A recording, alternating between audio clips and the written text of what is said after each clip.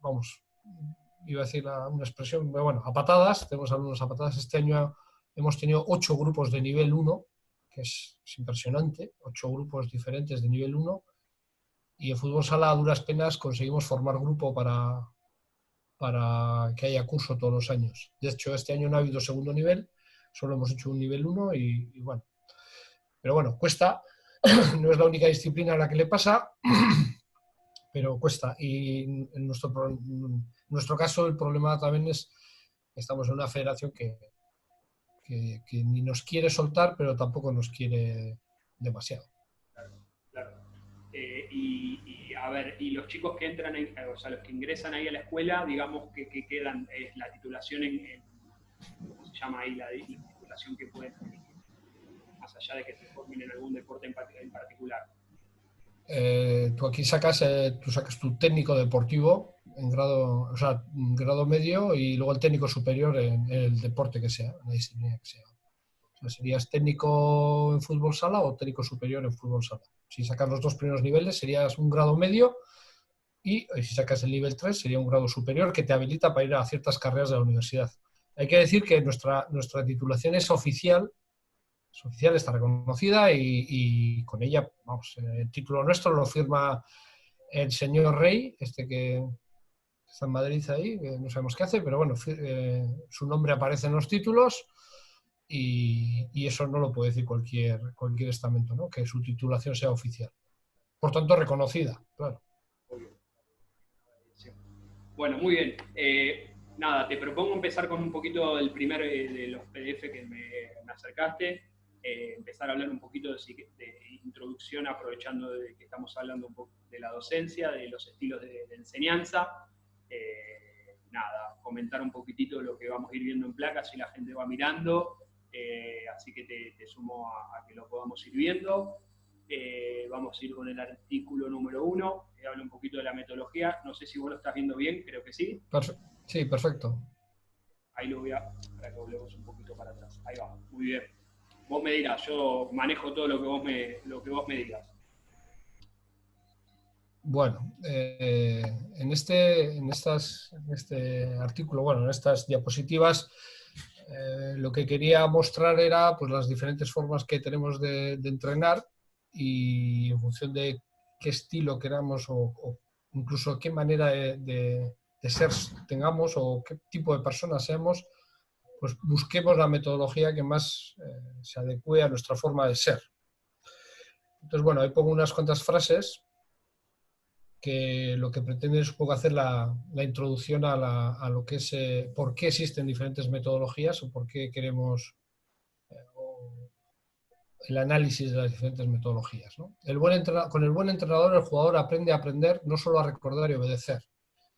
Estoy seguro que todo el mundo ha sido capaz de memorizar ciertas cosas, y ha habido otras cosas que no ha sido capaz de hacerlo por mucho esfuerzo que haya puesto, ¿no? ¿Dónde está la diferencia, Agustín? ¿Dónde puede radicar la diferencia entre que tú seas capaz de recordar algo fácilmente y sin embargo hay otras cosas que no sé, la famosa lista de los reyes godos, no hay Dios que se la aprenda, y necesitas un esfuerzo titánico para llegar a aprenderlo? ¿Dónde está la diferencia? Yo creo que uno no lo internaliza, no lo hace propio. ¿Puede ser? Eso es.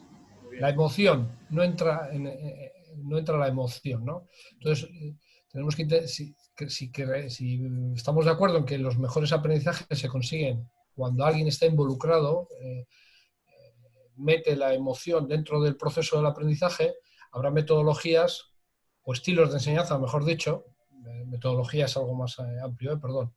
Habrá unos estilos de enseñanza en las que lo emocional y lo vivencial estarán más presentes que otros.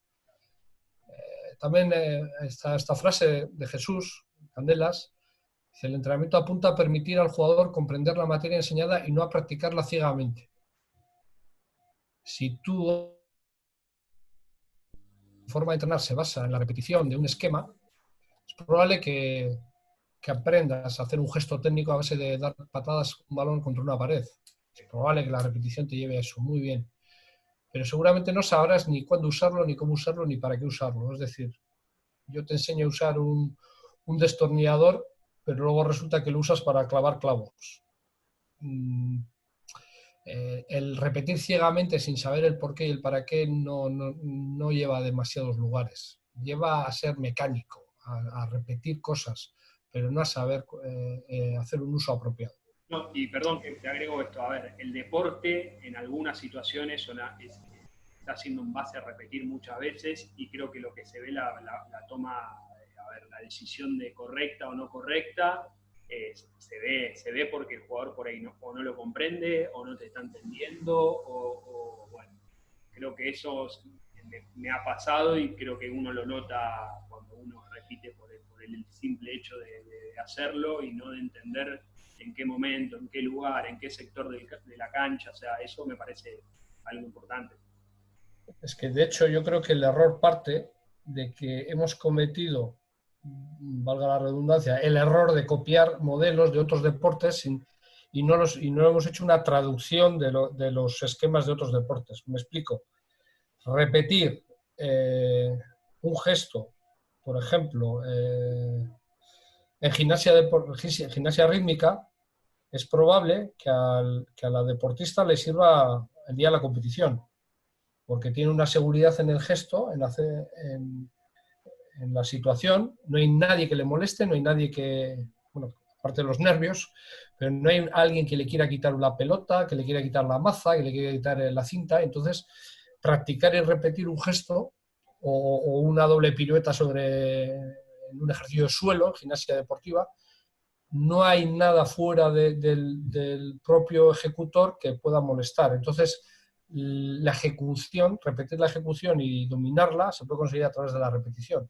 Pero en nuestro deporte, en el que no hay dos acciones que sean exactamente iguales, no podemos pretender que...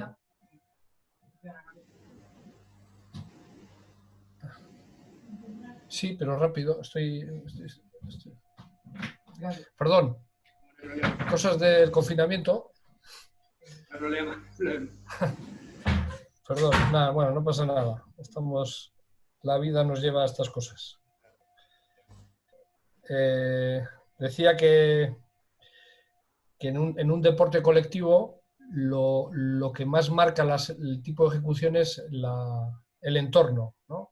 Y el entorno es tremendamente variable. Entonces, no podemos pretender enseñar o no podemos pretender enseñar ciertos gestos y con ello creer que el jugador va a ser bueno ejecutándolos, porque igual no acierta cuando hacerlo. Entonces es importante meter el concepto, como bien decías, de la toma de decisiones, táctica individual, ¿no? Bien, muy bien, ok. Ahora, te hago una consulta. Sí. El tema del entorno, es difícil llevarlo a la práctica en el día a día, ¿no? Sí, pero al menos si podemos admitir que el entorno es difícil de repetir o de reproducir, al menos no seamos nosotros los que eliminemos los elementos y lo hagamos todavía peor. Se suele decir que los penaltis no se pueden ensayar. Y yo puedo estar de acuerdo, porque falta el componente emocional, los nervios, la trascendencia, y eso es difícil de reproducir. Bien, pero a nadie se le ocurriría entrenar penaltis sin poner al portero. O poniendo 3 balones y que pueda elegir cuál chutar y no sé, intenta reproducir la situación. Pues con esa misma mentalidad, si estamos haciendo situaciones de juego, vamos a intentar que estén cerca de la realidad. Estaba oyendo ahora mismo, he estado escuchándole a Amalia Revuelta, que es una psicóloga deportiva, y estaba más haciendo mucho hincapié en entrenar lo más cerca de la situación real posible, para que los modelos y todos los procesos cerebrales sean similares y que luego el jugador no se lleve una sorpresa cuando llega a la realidad de su deporte. Aquí hay que decir que nos salva en el mundo del fútbol y el fútbol sala, con respecto a otros deportes, nos salva que los jugadores vienen con el deporte conocido y ya lo saben, e incluso lo practican fuera de nuestra realidad. Pero estoy seguro que un entrenador de voleibol o de balonmano no se podría permitir el lujo de hacer ciertas cosas que hacemos nosotros y pensar que va a surgir el deporte porque sí. Sí, como de forma natural. Esta frase de José Saramago, yo estaba un día viendo un partido de fútbol y un hermano mío que no tiene ninguna relación con el deporte y no sabe, o sea, no ha estudiado sobre el deporte, un día viendo un partido de fútbol y él además no le gustaba el fútbol especialmente. Estábamos viendo un partido de fútbol en la tele y me dijo, el fútbol es un caos. Yo nunca lo había visto así. Y claro, tuve que venir una persona que lo vio como de una forma externa y de una forma mentalmente limpia, ¿no? Y fue en ese momento cuando me dijo que el fútbol es un caos, y por añadidura los deportes colectivos, ¿no? El fútbol sala, me di cuenta que estábamos, hace muchos años fue esto, ¿no? Y dije, joder, es que estamos entrenando mal. Y ahora me he dado cuenta por qué entrenamos mal. Porque entrenamos el orden. Entrenamos el orden y el orden no existe en el juego. Los jugadores tienen que ordenar lo que pasa. Y si entrenamos el orden, el jugador no se acostumbra a ordenar. El jugador se va a acostumbrar a vivir el orden y cuando llega el partido, pues hará lo que pueda. Tuchel, el entrenador del Paris Saint-Germain, cuando estaba en Alemania, él decía que trabajaba el desorden y provocaba el desorden para que sus jugadores lo arreglasen. Yo estoy en esa línea y creo que es por donde tenemos que ir. Claro, y para provocar el desorden, pues tenemos que meter elementos. Yo contra una pared con un balón no hay desorden jamás. No hay incertidumbre, no hay lectura de juego, no hay toma de decisiones al fin y al cabo. Y entonces José Saramago, en uno de sus libros, creo que era La península, algo, no me acuerdo del título, pero hablaba sobre la península ibérica, no me acuerdo, pero bueno, había una frase que decía, el caos es un orden por descifrar. Y ahí dije, con lo que me dijo mi hermano y la frase de Saramago, dije, ya sé cómo entrenar.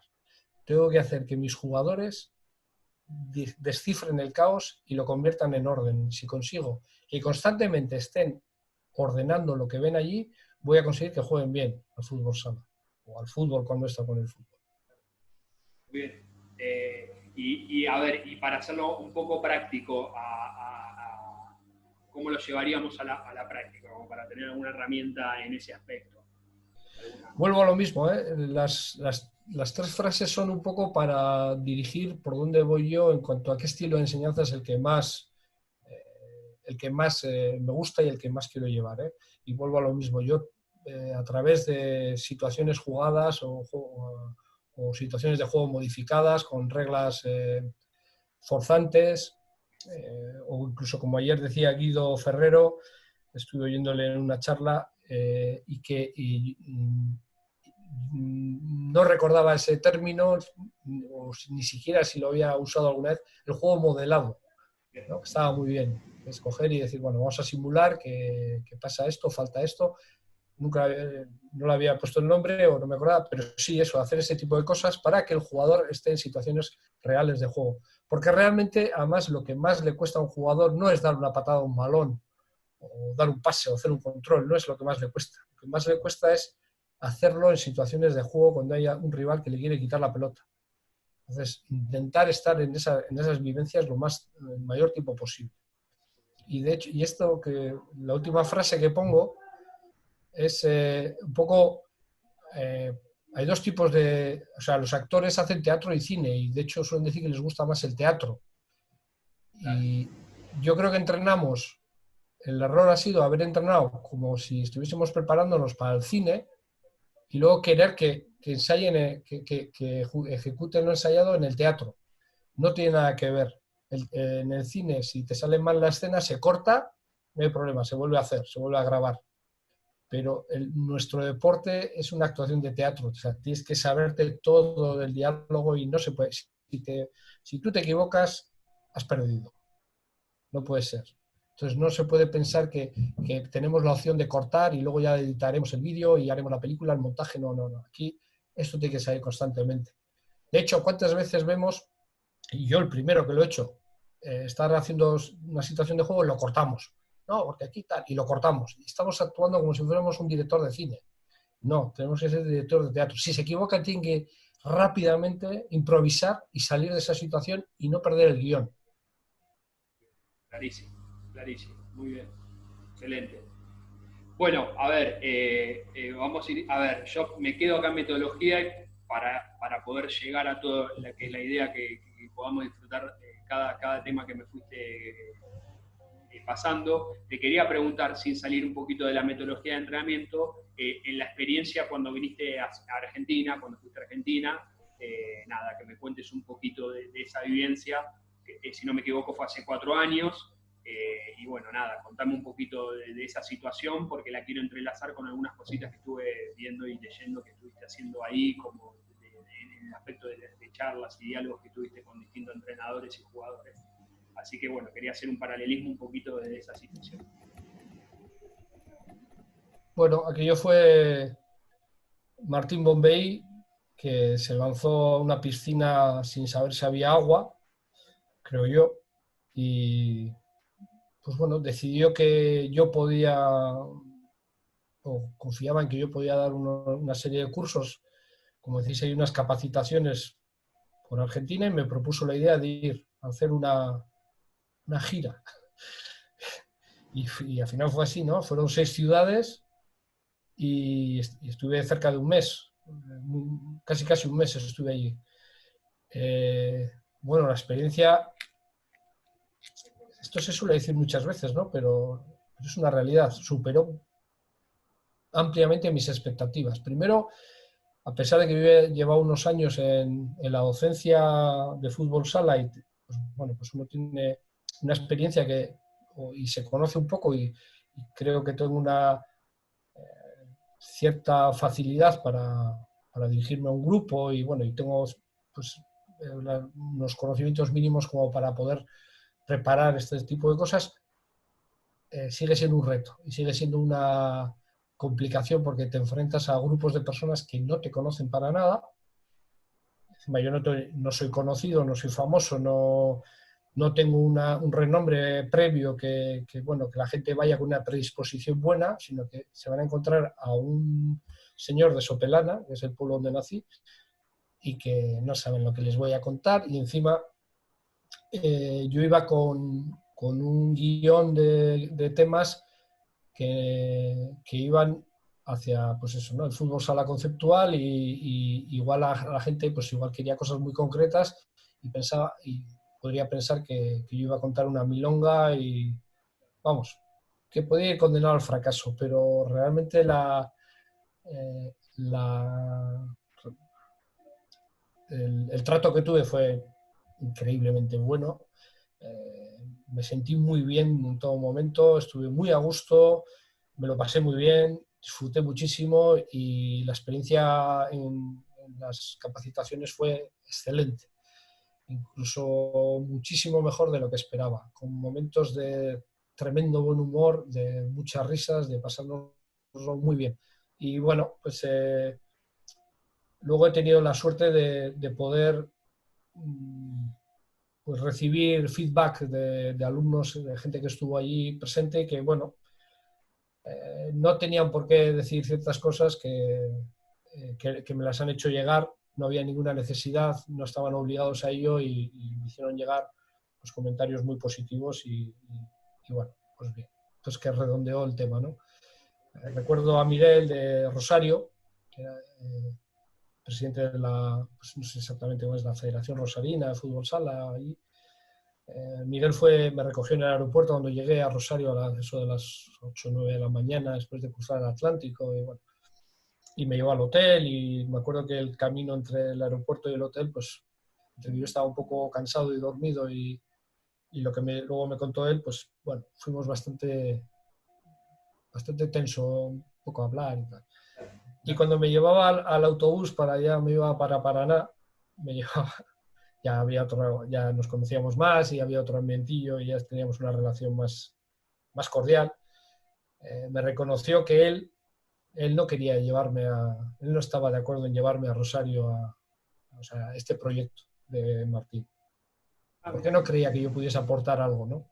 Y me dijo que afortunadamente le había dejado en mal lugar, Y bueno, me sentí muy bien, ¿no? Porque que alguien te diga, te reconozca que, joder, no es que no tuviese muchas expectativas, es que él estaba incluso, era negativo hacia mi participación, ¿no?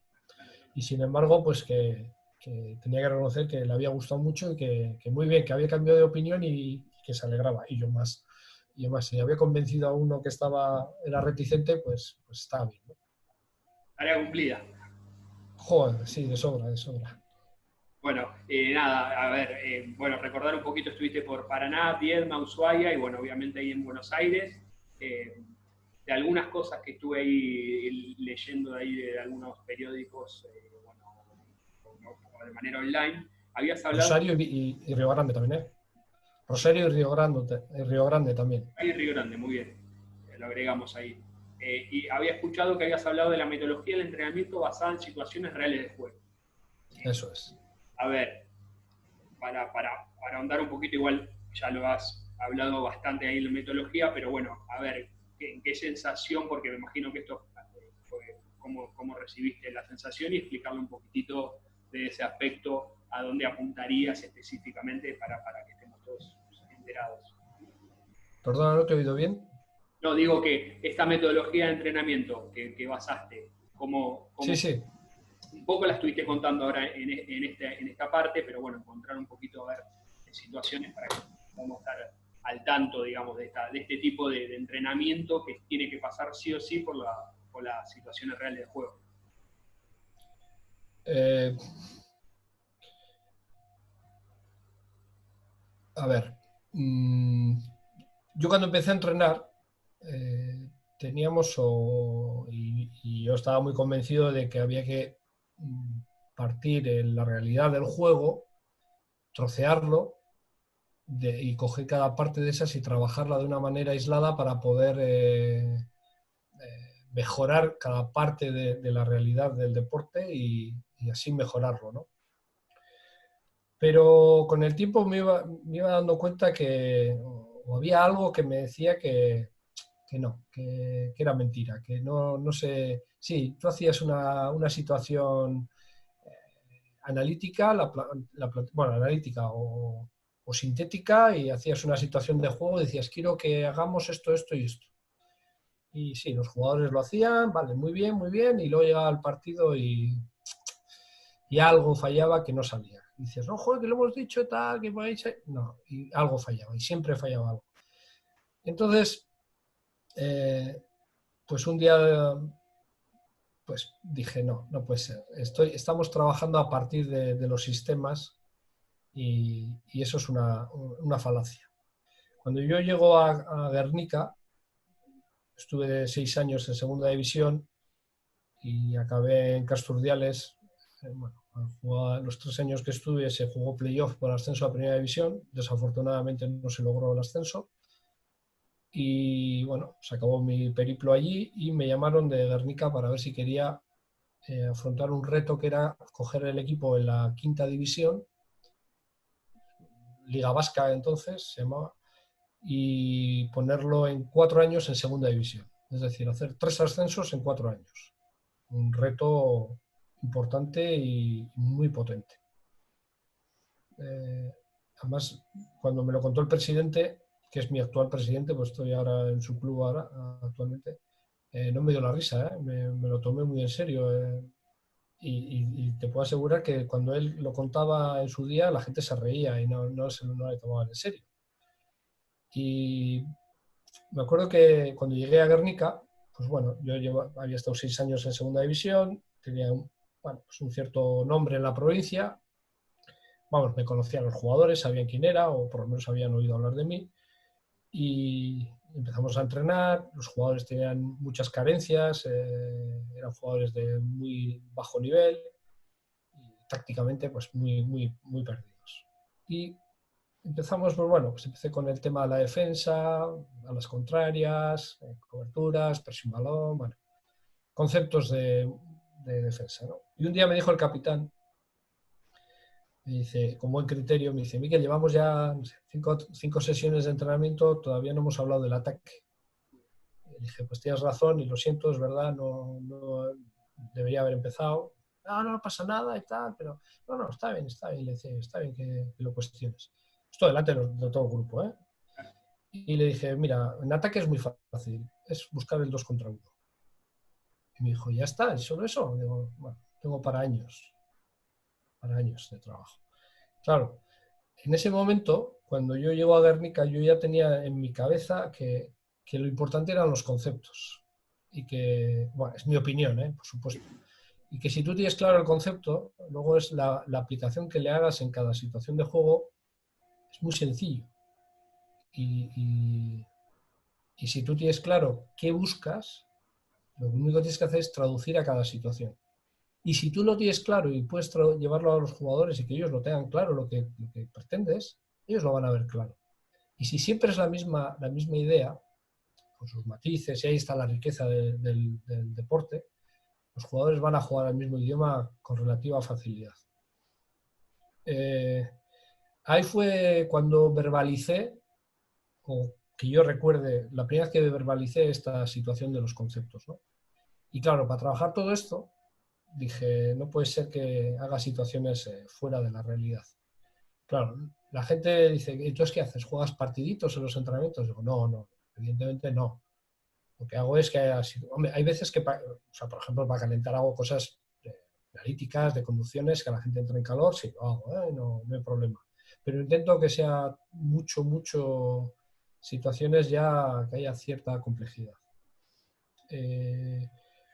Ayer salió Guido Ferrero, comentó el tema de no trabajar con conos, porque los conos no te dan ninguna información especial y, o sea, no tienes que reaccionar ante lo que te haga un cono, porque el cono no se mueve. Y recordé, estaba allí presente además Miguel Rabia de Paraná, recordé que pues eso, Miguel salió muy valientemente en las prácticas que hicimos allí en Paraná a hacer una salida de defensa alta, una salida de presión, y cómo lo hacía él, ¿no? Entonces, primero lo hacían con conos y los jugadores se movían en función de los conos. Bueno, pues ahí le dije, pues, ¿qué información le daban los conos a él? O sea, ¿cómo sabía que estaban haciendo bien los movimientos los jugadores? No, el cono, tal, hacen la finta aquí. Digo, ya. ¿Y realmente sirve eso para algo? No sé. Entonces, a ver, está muy instaurado el hecho de que como que hay unas escaleras para llegar al juego real y unas partir desde el analítico, y si no dominas el analítico, es imposible pasar al sintético y al global. Yo creo realmente que lo que aporta el analítico, a ciertos niveles digo, no estoy hablando de igual de niños, estoy hablando de gente que tiene ciertos conocimientos y ciertas capacidades. Ese paso yo creo que es estéril, te lo puedes saltar, Yo prefiero hacer adaptaciones dentro del sintético o del global que hacer el analítico. Y a ver, vamos a reconocerlo que creo que en los conos hemos trabajado muchos. La verdad que pensándolo ahora nos estás haciendo pensar en esta situación. Y en el aspecto por ahí pensando en que no son tan adultos, más chiquitos. A ver, lo analítico sería lo primero donde tendríamos que empezar para seguir ese paso, o sea, abarcar el proceso de entrenamiento mucho más importante sobre lo analítico, sobre las edades más pequeñas. ¿Qué referencia tenés vos?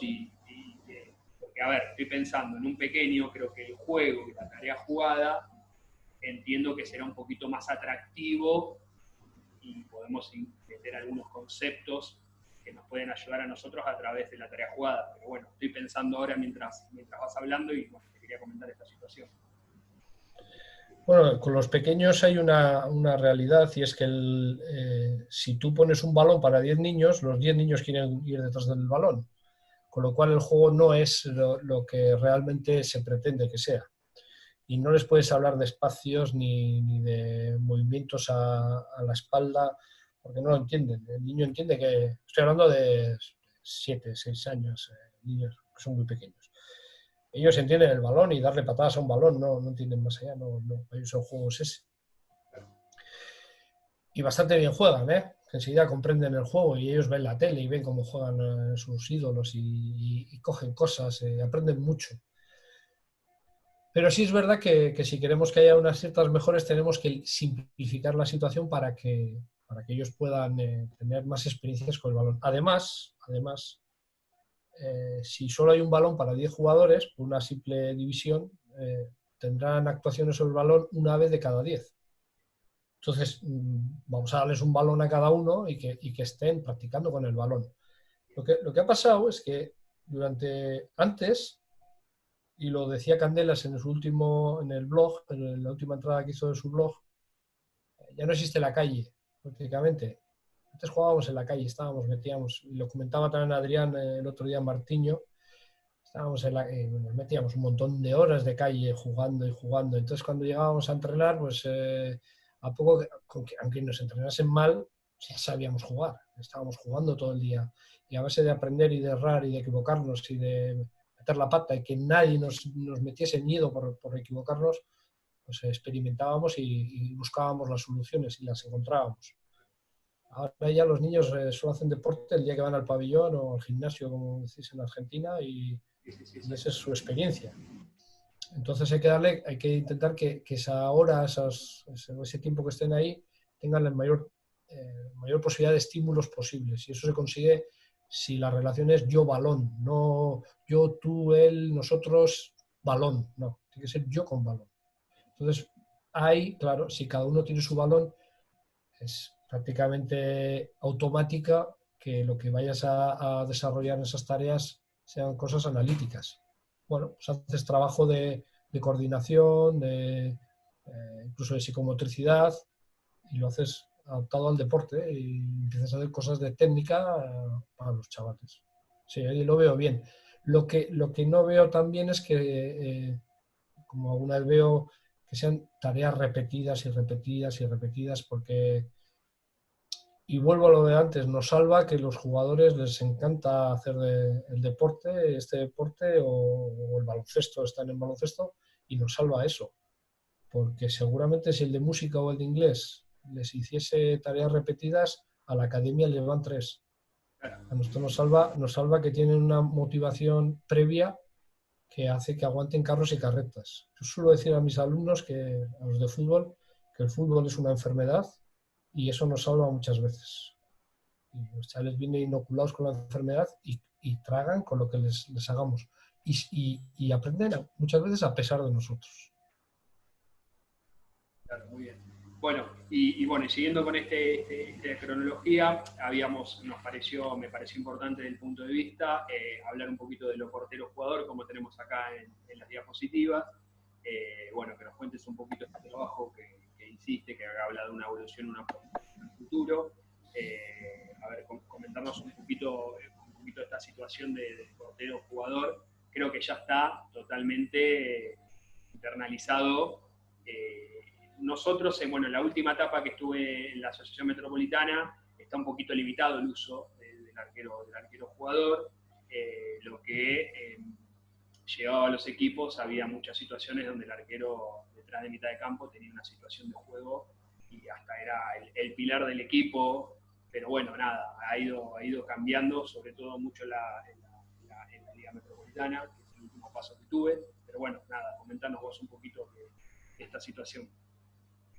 Yo creo que el fútbol sala, si quiere volver o si quiere evolucionar, por no decir volver, tendría que recuperar la regla antigua de que el portero no salga del área. O como mucho, yo igual propondría que el portero pueda jugar en su área y en campo contrario. Ya que esta opción del portero jugador, pues, en cierta forma ha dado alguna vistosidad y, algo diferente a los partidos, si no queremos perderlo, pero yo quitaría la posibilidad del portero fuera del área, así sin límites. Porque se ha perdido el gambeteo, el regate, el jugador hábil se ha perdido muchísimo. ¿Por qué? Porque el portero juega como un libre. El portero está a las espaldas y esto se traduce en que estamos atacando en vez de 4 contra 4, estamos atacando 4 contra 5. Y estamos en inferioridad en ataque.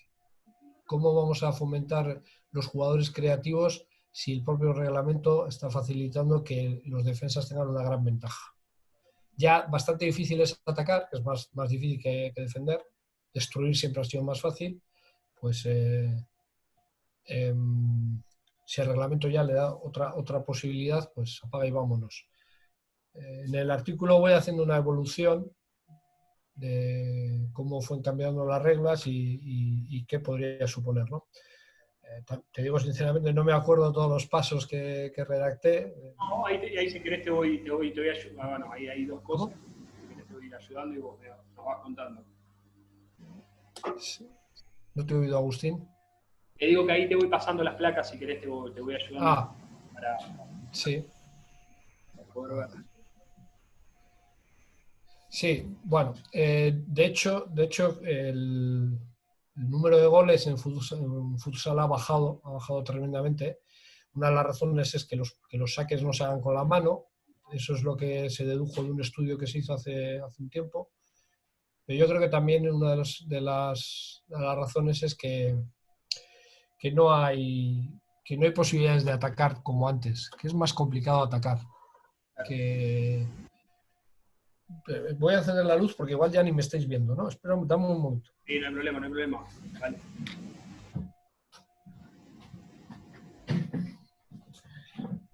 Igual mejor, ¿no? Ahí está, muy bien, ahora sí. Se estaba haciendo de noche y no me he enterado.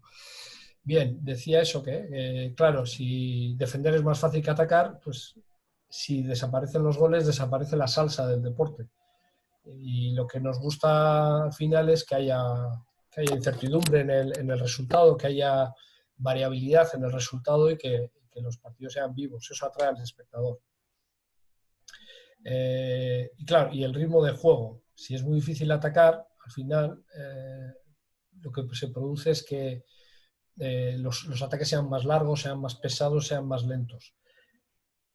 Cuando consigues desbordar a tu par, si sale el portero y pega un patadón y lo manda el balón a 35 metros de distancia, se baja el ritmo del juego, se vuelve a parar el juego. Los parones van en contra del espectáculo y hacen que nuestro deporte sea menos atractivo.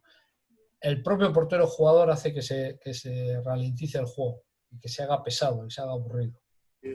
Y te lo dice un entrenador, no sé si aquí habrá alguien de aquí, de Euskadi, un entrenador que el último año en Guernica ganó la liga. Bueno, ganamos la liga, quiero decir ganó porque decidí en diciembre, como todos los equipos nos defendían muy atrás y nos esperaban ahí al fallo para pillarnos a la contra, estábamos a 11 puntos del primer puesto y teníamos un equipo para ascender y para pelear por el título y estábamos fracasando. Entonces, la segunda vuelta jugábamos con portero jugador muchas veces de saque inicial. Y hacíamos un control del juego tal que era aburrido. Al espectador era aburrido. Como era un poco novedoso, pues bueno, la gente le atraía como lo hacíamos, o no sé, pero yo sé que aquí eso no era la gracia del futsal, no. Teníamos mucho control. Y fíjate que en resultados, en 15 partidos ganamos 13 y empatamos 2, no perdimos ni un partido. Y mientras hicimos portero-jugador, la tasa de goles fue 26 goles a favor, 3 en contra. Con esos números, vamos, yo me animaría a hacerlo siempre. Y ganamos la liga, remontamos los 11 puntos y ganamos con 6 puntos de ventaja al segundo. Perdón, lo hicimos en 14 partidos, porque el último partido de liga ya éramos campeones y no lo hicimos. Jugamos normal, jugamos con el portero atrás, o sea, el portero... De hecho, el que no jugó casi nada en todo el año, jugó ese día, jugó todo el partido, pues como un premio, ¿no? Porque se comportó muy bien. Y jugamos con... O sea, en 14 partidos ganamos 13 y empatamos 1. O sea, que los números eran apabullantes, pero no puede ser. El reglamento no puede permitir que haya jetas como fui yo ese año y que se aproveche el reglamento para estropear el juego. Y por eso yo abogo... A lo dinámico, digamos, a lo entretenido. Claro. Enlentece el juego y no puede ser. Producto, obviamente, tiene que terminar siendo algo que reditúe a todas las partes. Claro, y que nos pongan nerviosos a todos y que estemos todos con la incertidumbre del juego. El baloncesto, por eso, es un deporte que atrae mucho y que, aunque no te guste el baloncesto, si tienes ganas de que gane un equipo, te lo pasas bien, porque hay mucha mucha emoción, muchos nervios, incluso hasta el final, si puede haber cosas increíbles, ¿no? Entonces, creo que tenemos que tender a eso, a que nos hagan cansar la cabeza para que el juego sea dinámico, o para intentar controlar el juego dinámico, y que nos hagan que estemos en constante evolución, ¿no? Me parece muy triste, por ejemplo, el portero pueda sacar más allá del medio campo, es otra regla que hay en FIFA, no sé cómo está en CAFs, creo que ahí no se puede, estoy hablando de memoria, creo que no. Pues eso, claro, un entrenador que no quiere arriesgar si yo le defiendo arriba y el otro no quiere arriesgar, pues lanza el balón al campo contrario y se acabó. Y entonces se convierte el futsal en voleibol con el pie. Y eso no es lo que tenemos que buscar. El reglamento le permite y el rival te dirá, no, esto se puede hacer, perfecto, se puede hacer. Claro, pues yo voy a poner las normas y voy a decir que no se puede, que tenemos que ser más creativos y tenemos que acostumbrar a nuestros jugadores a jugar.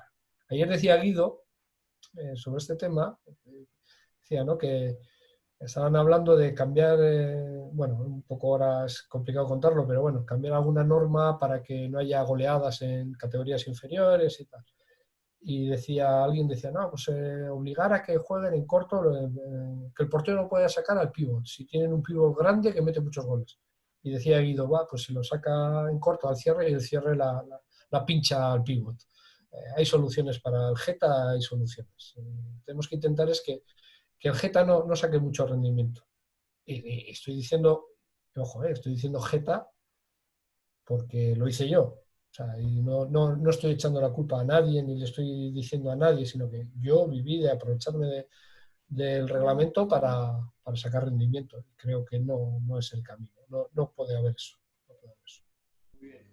Bueno, a ver, vamos a leer un poquito, voy a estar haciendo un repasito por los mensajes. Acá Rodrigo Duarte te pregunta que coincide, lo más lindo del futsal es la incertidumbre y la dinámica, así que está un poquito en lo que vos venías comentando.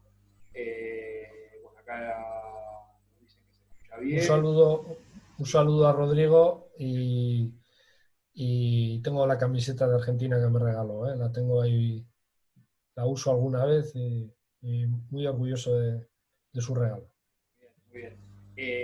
Y acá, a ver, por Facebook tengo a Leonel Villafañe, que te manda un saludo. Bien. Un saludo, Leonel. Un saludo te manda ahí. Bueno, acá nos están comentando que se escucha bastante bien. Mandamos ahí los saludos. Ahí te saluda Rodrigo. Te mando un saludo, mister. Ahí devuelve un poquito la comunicación. Nada, algún comentario, los que se quieran sumando más allá de los saludos, alguna especial para el mister le enviamos. A ver, Luis. Luis, te mando un saludo desde Rosario. Saludos, Miquel, desde Rosario. No llego, a ver, dice, para ver si lo ubicás, OBS, Luis OBS, pero bueno, debe ser algo del Instagram. No sé. Sí. Te mando, sí. Igualmente, Luis, un abrazo. Estuvo por aquí hace 2 años, 3 años, estuvo por aquí. Bueno, ahí lo sumamos a la gente, que si quiere empezar a enviarte alguna consultita, la voy a estar mirando cada ratito.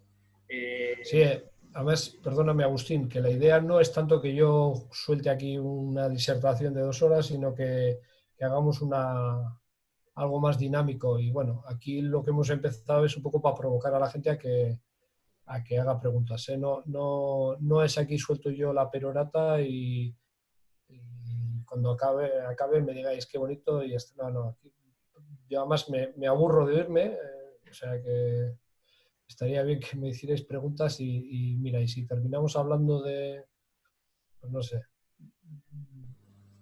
de música. De música, mira, sí, de música podría ser, pues terminamos hablando de música, no hay problema. Mira, hay un artículo que le debo a Martín Bonvehí de la relación entre los diferentes modelos de juego y la música. Se lo prometí que lo iba a hacer, pero han pasado bastantes años y todavía no lo he hecho. Una tarea para hacer. Consulta, Miquel, a ver, en la situación de tu idea de juego, siempre en algún plantel, a ver, tuviste que adaptarte a los jugadores, es importante adaptarse a los jugadores, o intentaste de tu manera ir que el jugador que tenías, ir trasladándolo a tu idea de jugar, a tu idea de pensar, a tu forma de pensar? ¿Cómo fue esa situación? Vamos a ver. Tú llegas a un bar Bien. y te presentan a varias personas y dices, hola, yo soy así y mis amigos tienen que ser así. Sí, ¿no? Pregunto. Agustín, Sí, ahí te estoy escuchando. digo que tú entras en un bar y te presentan, estás con un amigo y te presenta a varias personas y dices, hola, yo soy así y mis amigos son así. Pues si queréis ser mis amigos, tenéis que ser así. Eso es lo que hacemos siempre, ¿verdad? No, No, ¿cómo es? jamás. Ah, Eso no es así. y Cada uno es como es. claro, a nadie lo obligás en esa situación a que sean de esta manera. Entonces, ¿cómo puede decir un entrenador que yo tengo un ideario y los jugadores se amolden a mí? Eso es una falacia. Bien, bien. Yo creo realmente que el entrenador que dice eso y que se lo cree, realmente lo que no quiere es salir de su zona de confort, sabe tres cosas y dice, el que se apañe, que se meta en mi barco y el que no, que vaya nadando. No, la idea no es esa, la idea es que toda la tripulación reme y lleves el barco para adelante, pero no, no creo que esa premisa sea correcta.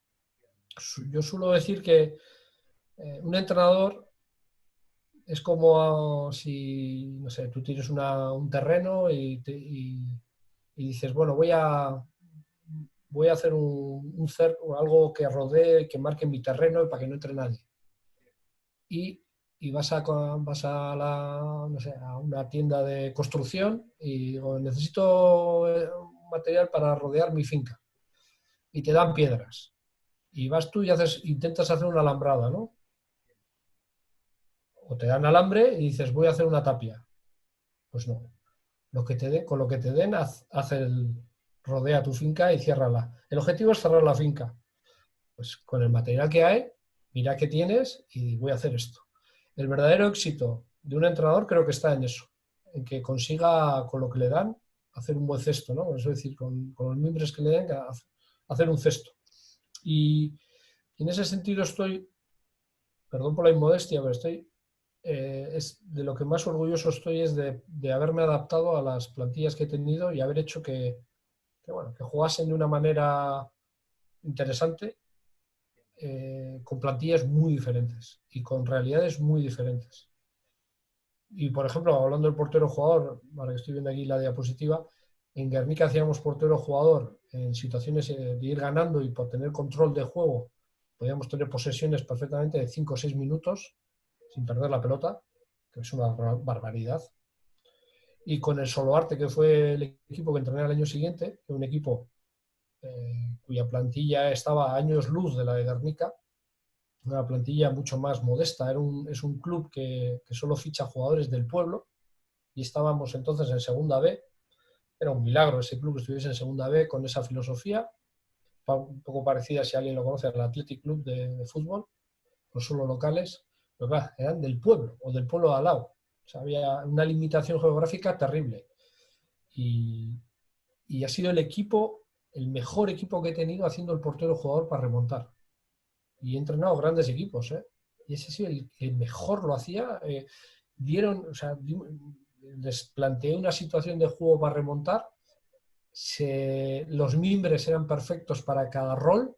Había un mimbre que era perfecto. Les gustó la situación, se la creyeron y era impresionante cómo lo hacían. En cuestión de 4 o 5 segundos hacíamos una ocasión de gol. Luego esto se lo decía a ellos, ¿eh? Pero claro, luego no eran muy buenos rematando y lo fallábamos todo, pero bueno, pero siendo un equipo que técnicamente era años luz de lo que había tenido en Castro, en Guernica o en el Bilbo, era un equipo que lo hacía muy bien, lo hacía mejor que esos equipos en situaciones de remontar, de tener que remontar, incluso el Ciervana que estuve el año pasado. Esto lo hacían muy bien, muy bien. Y no era un equipo especialmente dotado, individualmente.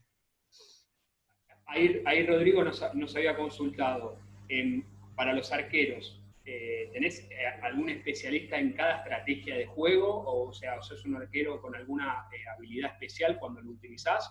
¿O usás siempre el mismo o vas modificando? Nos preguntaba por eso. Mira, hablando de los mimbres, este año con Martín Bombay estamos llevando 2 juveniles del Gora Fútbol Sala y solo tenemos 13 jugadores para las dos plantillas. Entonces hay muchos jugadores que doblan, que juegan las 2 categorías, la regional y la nacional.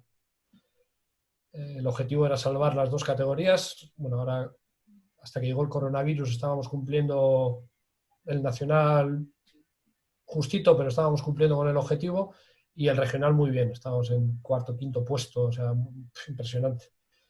Martín llevaba el regional, ahí será la diferencia también, y yo llevaba el nacional. Y les digo porque solo teníamos un portero para los 2 equipos. El portero era uno de los que doblaba, o sea que Rodrigo este año el que hay, no hay más, el que tenemos, y juega los 2 partidos y estamos, y encima es porterazo, ¿eh?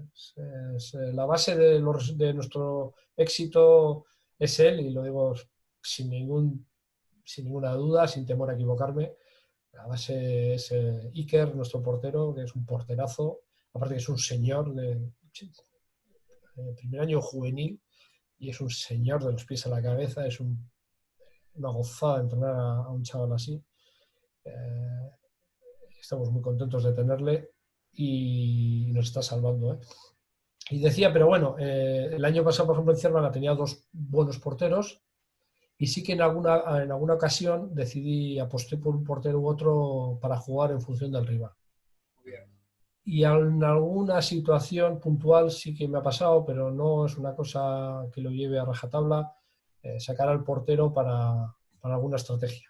Pues un doble penalti, un 10 metros o así, o penalti o así, pues igual cambiarlo si tenía en el banquillo un especialista, ¿no? Pero no es muy habitual, en mí por lo menos, aunque sé que hay gente que lo hace y me parece muy bien y que está bien, eso es sacarle rendimiento a lo que hay.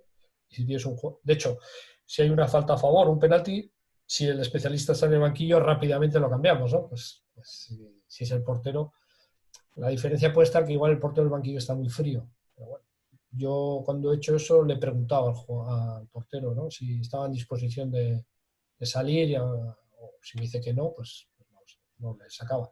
Pero bueno, sí, creo que el portero no tiene que estar, a pesar de que es muy importante y me parece que es una de las, no, diría que es la pieza fundamental de un buen equipo.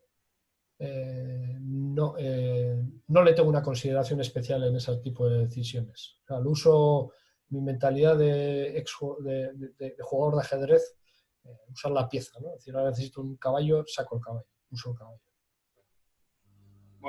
Bueno, muy bien, ahí respondimos para Rodrigo. Si hay alguna consulta, yo voy mirando ahí si hay alguna, y invitados para hacerle cualquier consulta. Habíamos, siguiendo un poquito con lo que habíamos hablado, quería comentarte, que de paso voy haciéndolo y lo voy poniendo acá en pantalla. Habíamos hablado nos habías enviado un PDF que hablaba sobre los miedos. Nada, que bueno, por ahí estaría bueno comentarlos un poquito. Es un trabajo que habías realizado, y bueno, comentar algo de los miedos, porque creo que cualquier deporte, los miedos, mientras no nos paralice y nos mantengan en alerta y en acción, es bueno. El tema es que no nos quedemos quietos ni nos paralicemos, así que me parecía importante también comentarlo de acuerdo al trabajo que realizaste. Justo ahora, la charla que he estado oyéndole a Amalia, a la psicóloga, hablaba del miedo como algo no malo, que no tenía por qué ser malo, y ponía un ejemplo, ¿no? Que decía, vas por un barrio peligroso de una ciudad y a las 4 de la mañana, de noche, y de repente oyes unos pasos detrás. El miedo te puede hacer que salgas corriendo y evites un peligro, o que te paralice y te puedas sufrir un atraco o un acto violento, ¿no? Entonces el miedo puede ser bueno si te sirve para activarte. Yo ahí cuando comentaba y me hice esta diapositiva, me refería más al miedo que paralizaba, al miedo que te hace pues una de esas 2 respuestas, ¿no? Que sea la evitación o el rechazo. y quería incidía en ello porque hay entrenadores que viven de recordar el error, de estar constantemente hablando del error y solo basan sus feedbacks sus informaciones a sus jugadores en los errores que ven. Basan todo su discurso en el error. Entonces, ¿qué pasa? Que a uno, si todo el rato te están diciendo lo que haces mal, al final te cansas de esa persona y no quieres saber de ella. Entonces, tú adoptas dos tipos de estrategias. Una es no cometer errores, que esa sería lo que pretende el entrenador, a base de corregirte, ¿no? De castigarte o de meterte, chillarte o faltarte al respeto. Pero claro, no cometer errores está muy bien, eso es lo ideal, pero seguramente lo que se producirá seguro es la evitación. Es decir, si esta situación de juego suele conllevar a que yo haga un error, lo que voy a hacer es evitar que se vea el error. Y comento un caso personal, algo que viví como jugador de fútbol cuando era juvenil. Yo jugaba, jugaba titular y jugaba mi tiempo, pero era muy malo yendo de cabeza. O sea, yo cuando sacaban los porteros, no sé por qué, yo no era capaz de calcular las distancias y yo siempre fallaba. No le daba el balón nunca. Claro, era bastante ridículo ir a un balón y no darle. Entonces, claro, cuando tú fallabas, podías oír una bronca al entrenador, pero calcula bien, no sé qué, bueno, y oías, por otro lado, podías oír las risas del público, ¿no? Decían, qué malo este, mira. Bien, ¿qué hacía yo? Evitaba. Entonces, cuando yo veía que mi portero iba a sacar, yo le miraba, intentaba ver la orientación de dónde iba a sacar y yo me iba corriendo para el otro lado. Entonces, a mí nadie me veía fallar porque no estaba allí. Donde iba el balón yo no estaba. Entonces, nadie se acordaba, nadie se daba cuenta que yo me escapaba, nadie se daba cuenta. Entonces, nadie incidía en mi error, nadie me lo recordaba. Yo decía, os estoy engañando. Ahora sí que estoy cometiendo un gran error, que es escaparme del balón. Pero a mí me iba bien, porque ya no había una conducta de rechazo hacia mi persona. Yo evitaba el fracaso y lo evitaba. ¿Y por qué? Porque tenía miedo a la bronca o al ridículo. Entonces evitaba. Y la otra era, perdona, que no me acuerdo la palabra exactamente, una es la evitación y la otra era la anterior, Agustín. El rechazo, eso es, el rechazo. Entonces, rechazar. Si yo veo que mi entrenador me está todo el día chillando, me busco excusas para no entrenar, me busco excusas para no jugar. Si te dice que estás preparado para salir, no estoy, que salga otro. Y eso pasa, eso pasa. Que también es una forma también de evitación, que evitas una situación. Perdón, y lo que haces es rechazar a la persona, a tu entrenador. Lo estás rechazando a base de evitarlo, ¿no? Me he explicado mal, perdón. Y claro, ¿cómo vas a estar bien con tus jugadores si tus jugadores te rechazan? Es imposible. ¿Cómo van a creer tus jugadores en ti si te rechazan? Es imposible. Los jugadores tienen que tener una confianza plena en lo que les dices y tienen que verte como alguien que está para ayudarles. Entonces, eso se traduce, y volveríamos a los estilos de enseñanza, en una manera de entrenar en el que se fomente la participación, se fomente el error, se fomente las situaciones en las que pueda haber errores y no se incida en el error, sino en que cómo hacerlo mejor o hacer preguntas, ¿no? A ver qué va sobre... ¿Perdón? Digo que saber qué va a suceder el error, convivir con Claro, claro. Y además es que, mira, hay luego si alguien quiere, le puedo mandar un corte que tengo editado un corte de un pedagogo español que es muy bueno, y ahora mismo no me acuerdo su nombre, soy un desastre para esas cosas, me tenéis que perdonar, pero si me mandáis un email, os mando un corte de 2 minutos sobre el profesor, y se llama el profesor, bueno, yo le he puesto ese nombre, profesor que ama o el profesor eh, que quiere, no sé, no me sale, joder, qué desastre soy memorísticamente, me vais a perdonar. Pero bueno, el profesor que ama o el profesor que quiere respuestas seguras, algo así. Y entonces es un corte y él lo explica muy bien.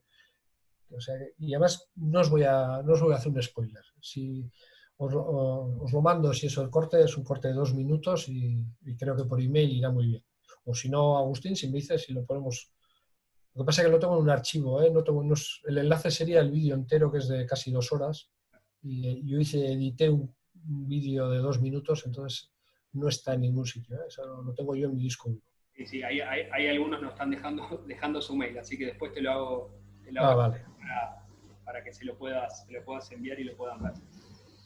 Entonces tenemos que buscar ser ese tipo de lo que vais a ver en el vídeo, el profesor que ama. Ese tenemos que ser, para que el jugador quiera estar con nosotros y quiera aprender con nosotros. Y de hecho, y enlazo con dirección de equipos, lo comentábamos ayer con Guido, también salió este tema un poquito y decíamos, ¿no? ¿Qué tipo de líder queremos ser, ¿no? Queremos ser el perro pastor de un rebaño de ovejas. ¿Sabéis cómo funciona el perro, no? El perro va detrás, el perro va mordiendo, el perro va ladrando, el perro va asustando y va llevando el rebaño a donde quiere el pastor, la persona, y el perro pastor va llevando a base de miedo y a base de asustar. Queremos ser un guía así, queremos ser un líder así, queremos ser un entrenador así, que vaya asustando para intentar que las ovejas vayan a un sitio determinado. Pues no. Entre otras cosas porque no tenemos un rebaño y porque la creatividad de los jugadores tiene que florecer para que tenga éxito el equipo. Y a base de mordiscos y de ladridos no sale la creatividad. Claro, muy bien. Y a ver, y un poco llevándolo al tema del miedo, donde estábamos parados. A ver, te lleva a vos, más allá de la situación particular de ver una situación de juego, te lleva a vos también a trabajarlo del lado de la ayuda psicológica o de comunicación con tus jugadores. O sea, desde ese aspecto, ¿tuviste alguna experiencia más allá del propio error y cómo reponer de ese error, cómo ajustar, cómo hacer la secuencia a partir del error? Digo, la ayuda por ahí en el diálogo, en comentarlo, porque creo que eso también es parte de la unión en el mensaje. Si hubieras puesto igual, Agustín, imagínate que hubiéramos estado todos ahora aquí activos, ¿no? Y yo viese a Rodrigo, a Luis, a los que están aquí escuchando, y yo viese sus caras, pudiese ver aquí las pantallitas, y ellos pudiesen interactuar, ¿no? Y hacer las preguntas en vivo. Imagínate, me pregunta alguien algo y yo contesto, vaya mierda de pregunta me has hecho. ¿Cuál es la consecuencia inmediata de eso? Que no vuelva a preguntar, ¿no? Vale, pues lo primero que tengo que hacer es tener una visión positiva de las situaciones, que además yo sé que va a haber errores, entonces no hay problema. Yo no permito, o intento no permitir las faltas, los fallos de actitud. No pone interés. Ahí me cabreo mucho. Porque el interés sí que es algo que se puede exigir.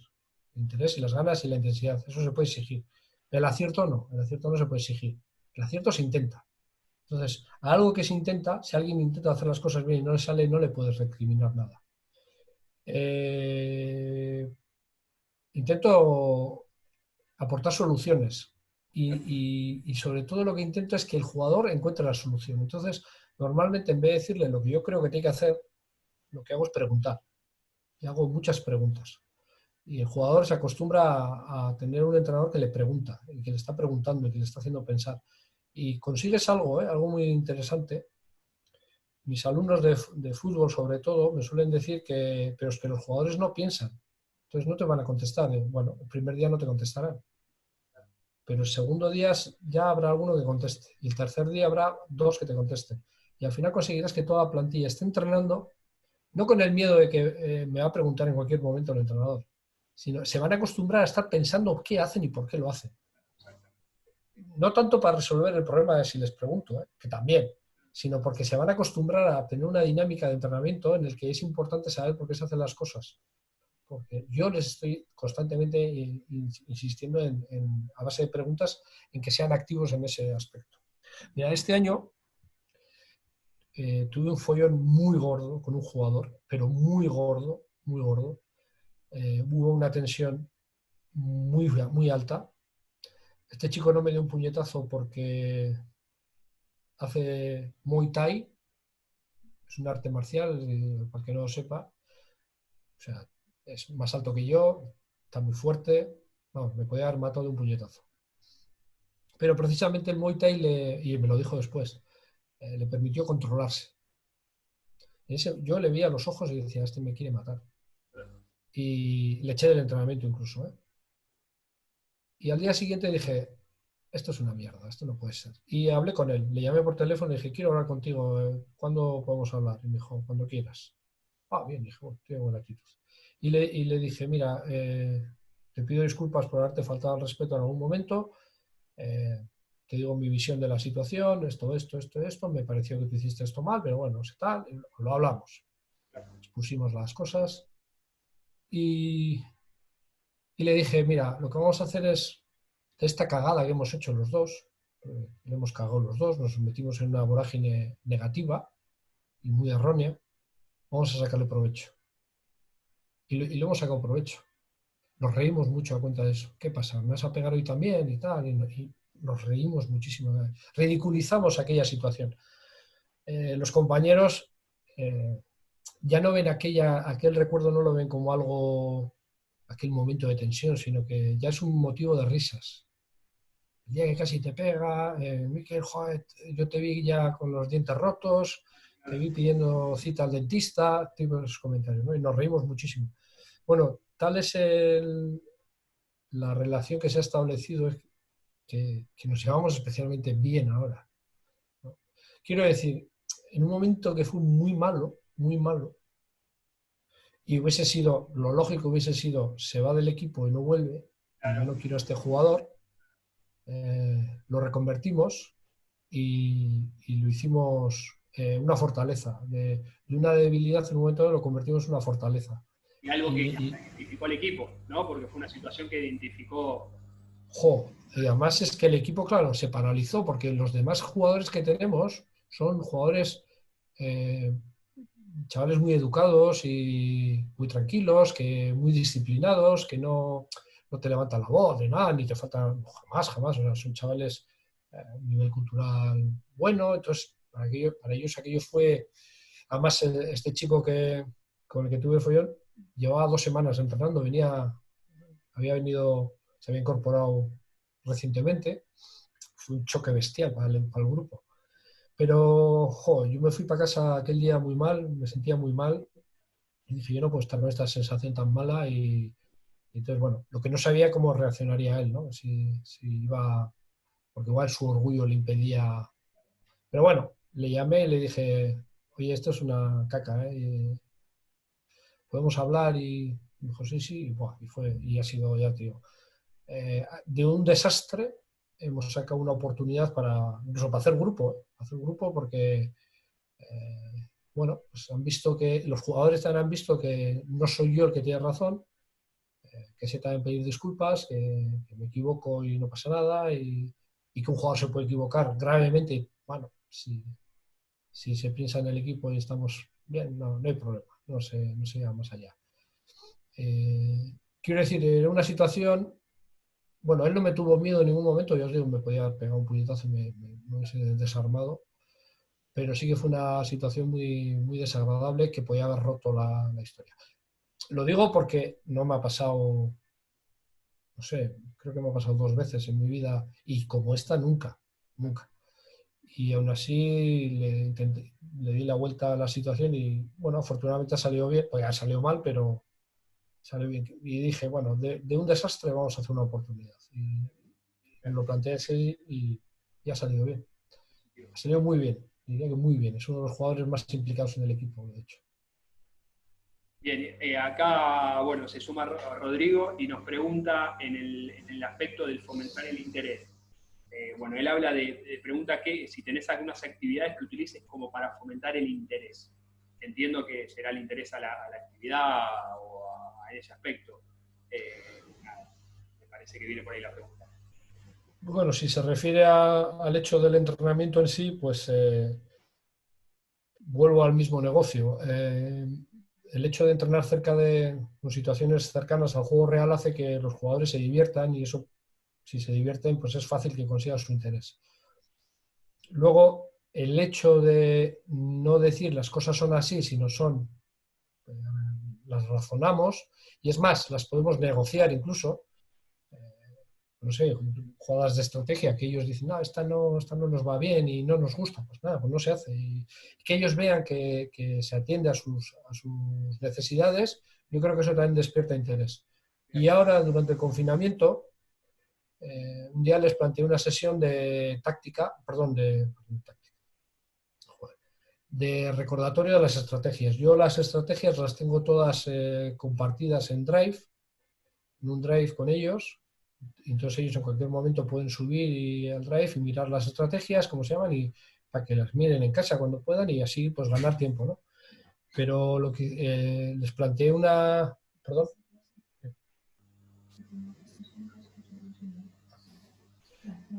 Que me dicen que hablo muy alto. Si me oye bien, bajo la voz o... Sí, está bien, está perfecto, no hay problema. Sí. No, el problema tiene que molesto en casa. Te digo que hice esa tarea de repaso del Drive y a través de preguntas íbamos repasando jugadas y yo les comentaba, ¿no? Esta jugada, ante qué situación hay que hacerla, ante qué tipo de defensa. Entonces hicimos una actividad voluntaria, no participaron todos, sé que alguno no pudo, pero bueno, casi todos vinieron, se apuntaron. Sabía que uno no se iba a apuntar, estaba seguro y fue así. Y bueno, pues ellos y hacían propuestas y yo creo que es una buena forma de conseguir el interés. Implicar, hacerles partícipe de lo que estamos haciendo, no sé, sobre que el tan manido y tan usado, ¿no? Esto es un equipo y las victorias son de todos. Bueno, está muy usado, pero creo que es verdad. Luego el tema es cómo lo llevamos a cabo, ¿no? Si realmente sabemos hacerlo o no sabemos hacerlo. Pero alguna actividad concreta, pues no sé, Rodrigo, no sé. Si quiere plantearme alguna y quiere algún matiz, pues podríamos hacerlo. Si a bote pronto, no sé. Desde luego, situaciones jugadas, y para calentar juegos, también juegos divertidos e incluso algo alejados del juego real, ¿no? Pues no sé. Pero siempre con balón, ¿eh? Siempre que haya gestos técnicos y que ya haya una incorporación al juego. Alguna vez hacemos alguna cosa, juegos con la mano, pero normalmente hacemos ya introducción con fútbol sala. Bueno, mira, al final pudimos llegar a los temas que queríamos hablar, que queríamos hablar, no, que nos gustaba tocar, nos habrán quedado un montón afuera, y uno de los últimos que habíamos hablado de la frase. ¿Esto qué fue, para ponerlo en contexto? ¿Fue un trabajo o que pensaste en qué aspectos trabajar sobre las frases? No te entiendo, Agustín, perdóname. Digo, el trabajo que hiciste acá de frases, ¿era pensar en un texto particular, esta diapositiva, o fue un trabajo que analizaste las distintas frases que te significaban para vos? Vale, sí, estás haciendo una referencia a unas diapositivas que tengo con frases así de políticos. Las uso en clase en dirección de equipos para ver qué surge, para ver qué les plantea a los alumnos y cómo lo pueden traducir a su situación de entrenadores, ¿no? Hay algunas que no sé, además, mira, eso como parecido a lo que me decíais antes, ¿no? Me preguntabais si soy de los que lleva un ideario a un equipo y que los jugadores pasen por ahí. No, yo suelto las frases y la clase suele ir, no sé, a veces o sea, no sé realmente por dónde va a ir, porque igual un alumno se le enciende una luz con una frase y empezamos a desarrollarla y nos podemos tirar muchos minutos a partir de ahí, ¿no? Y, no sé, y hay veces que una frase que ha sido un éxito con una clase, con la siguiente, vamos, no le sugiere nada a nadie, ¿no? Y es un poco para hacer para provocar que se meneen las meninges de las personas, ¿no? Los cerebros de los alumnos y a partir de ahí deduzcamos cuál es nuestro ideario desde el punto de vista de la dirección de equipos y la metodología como entrenadores de fútbol o fútbol sala, según sea el caso.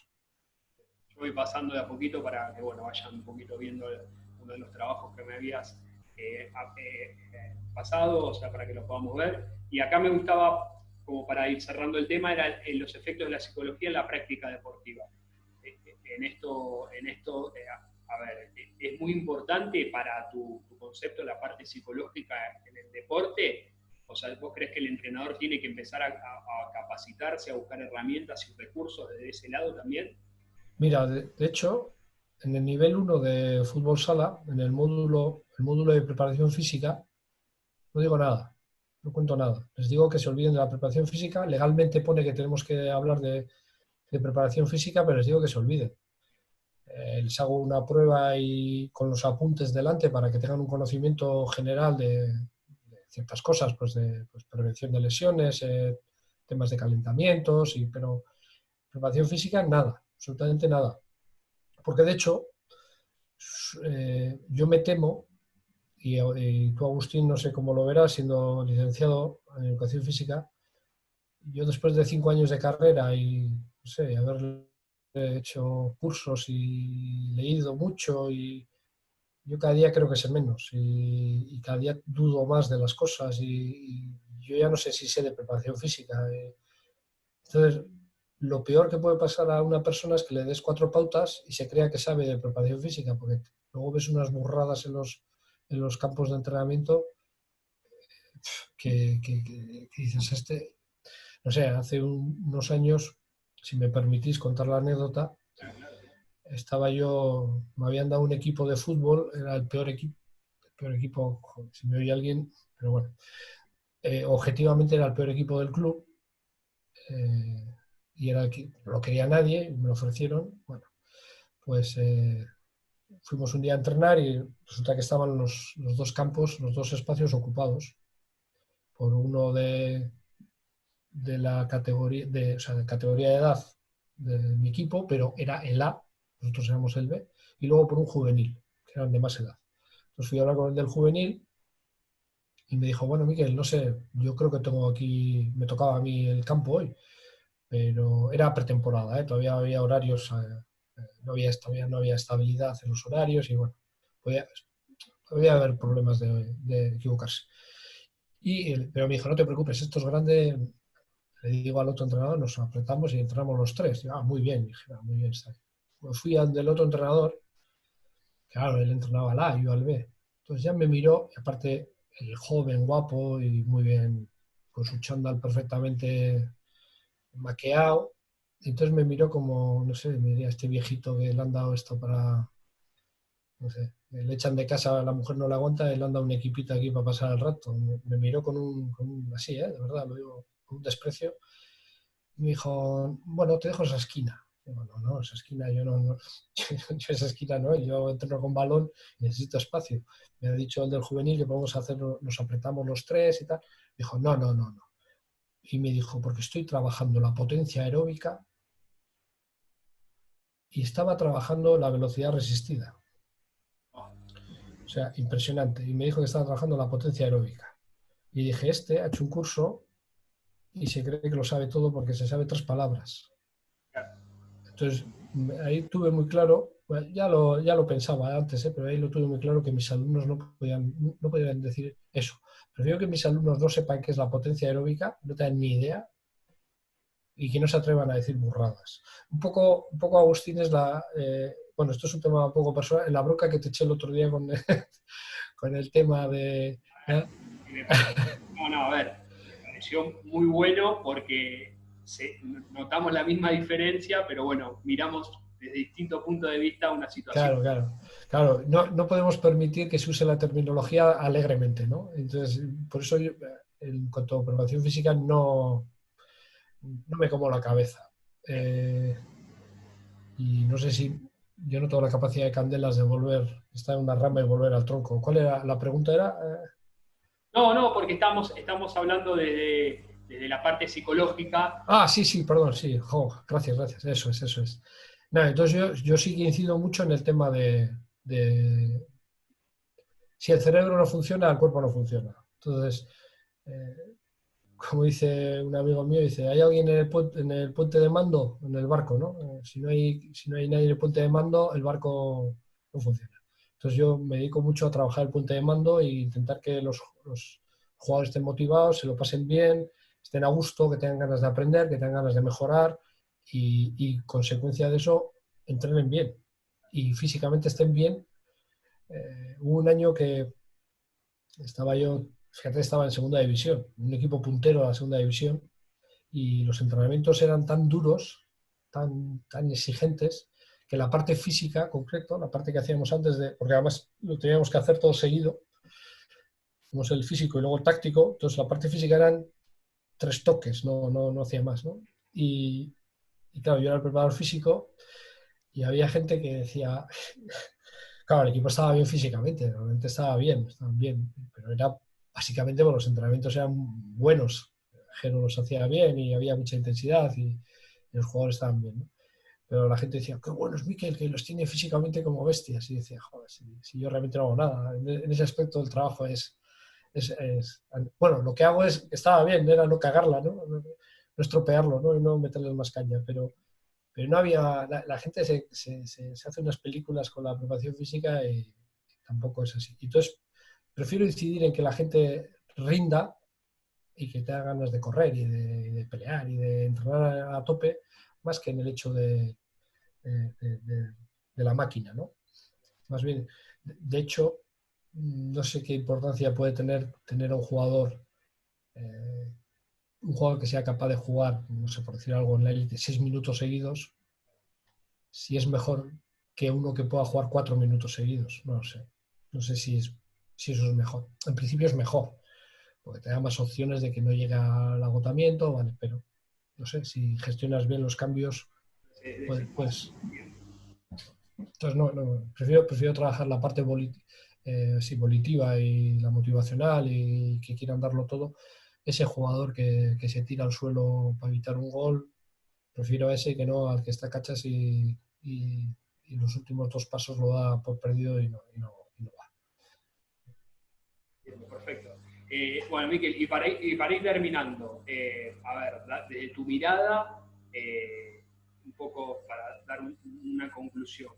Eh, para que primero tengo una consulta que le acabo de ver recién. Rodrigo dice, ¿qué opinas sobre la periodización táctica como metodología para equipos de futsal?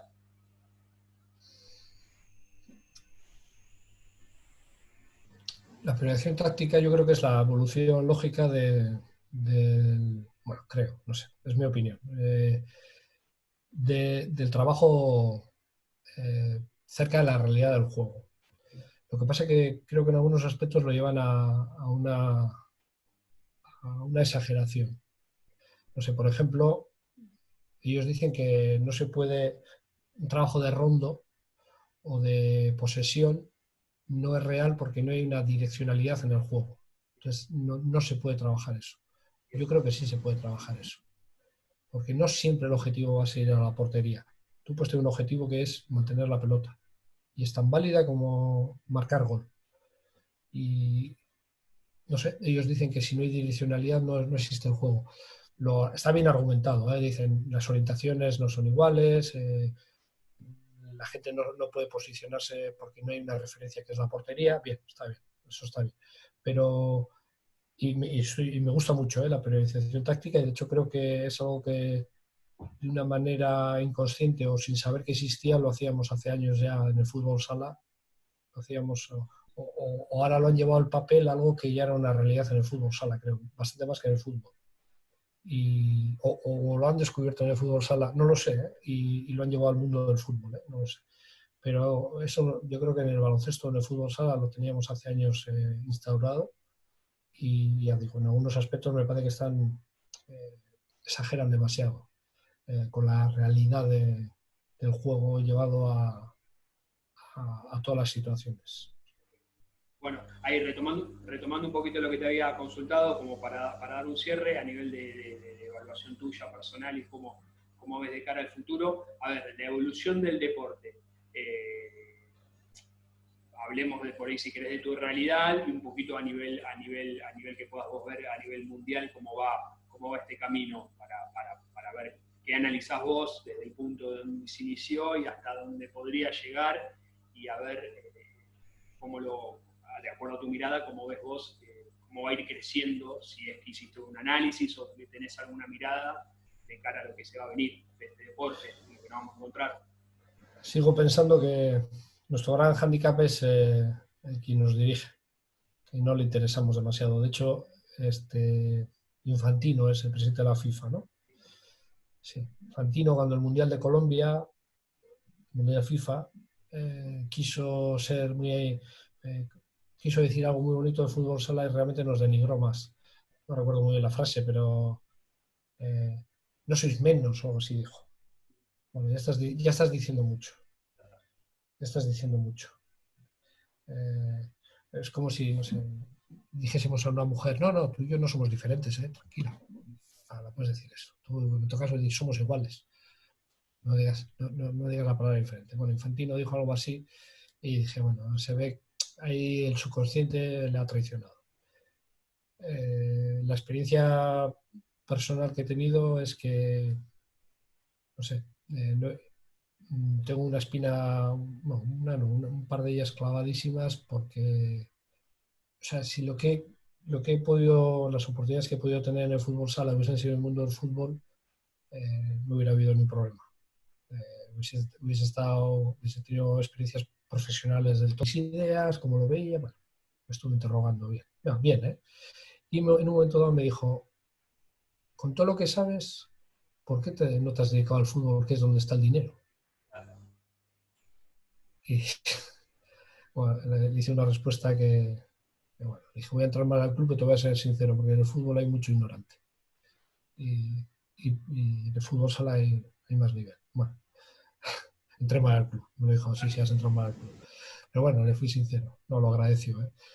Y estuve 6 años entrando a fútbol y no pude cambiar la idea. Mucha ignorancia, pero hay mucho dinero. El fútbol es una enfermedad. Acá Rodrigo nos cuenta un poquito de la Asociación Metropolitana de Futsal de Buenos Aires, de Argentina. Creo que está hablando de la Asociación Mundial, si no me equivoco, porque habla que el comité de reglamento tiene árbitros retirados y no jugadores o entrenadores. Un poco haciendo un paralelismo con lo que estabas contando vos. Así que, bueno, nada, obviamente que son los que toman decisiones, son las cabezas de todo lo que venimos por debajo y, bueno, viendo este panorama, compartimos un poco este pesimismo también. Y lo vemos que el futuro no va por lo que un entrenador genere o un jugador se disponga a escuchar y aprender, sino tiene que estar todas las patas de la mesa, sin lugar a dudas, ¿no? Compartimos un poco. Sí, no sé, yo veo las sensaciones que tiro muchas veces al poste, pero no termino de meter el gol de mi vida. Y si hubiese una realidad profesional clara, hubiese arriesgado los tiros al poste, los hubiese arriesgado más, ¿no? Pero no está como para jugártelas así como así. Claro, claro. Bueno, Miguel, te agradezco, ha sido un placer, la verdad que lo he disfrutado mucho, espero que la gente que nos estuvo escuchando también lo haya podido disfrutar. Nada, cualquier consulta o algo, bueno, te invitamos a que se la puedan hacer a Miguel y bueno, yo me quedo acá a pasarte un mail para que les puedas enviar ese pequeño corte que habías hablado.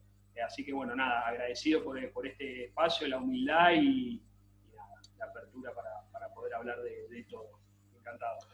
Sí, que quede claro que la idea no era una charla, y entonces el cierto desorden que ha habido era porque esto era no era la idea de algo planificado y que y seguir una línea de disertación como si fuese una clase magistral. No es mi idea. De hecho, casi no hago clases magistrales ni en mi trabajo, o sea que eso, es que si siempre digo lo mismo me aburro tremendamente. Entonces tiene que ser un poco la realidad de lo que vaya pasando cada día, ¿no? Y bueno, esa era la idea. Digo por si alguno esperaba cosas concretas. De todas formas, si alguien quiere algo, a una cosa muy, muy concreta, puede preguntar y le daré mi opinión. No, no hay problema. Bueno, ahí te saluda un poco Rodrigo y ahí toda la gente que estaba viendo te manda unos saludos. Así que bueno, ahí te los hago extensivos. Y Pues igualmente, yo encantado. Y espero, ya que está Rodrigo por ahí, bueno, espero poder, así pronto puedo tener la oportunidad de volver por allí, que me hará muy feliz. Sinceramente, además lo digo. bueno, muchas gracias. Un saludo y bueno, nos seguimos comunicando ahí día a día. Un abrazo grande. Un Gracias. abrazo, gracias.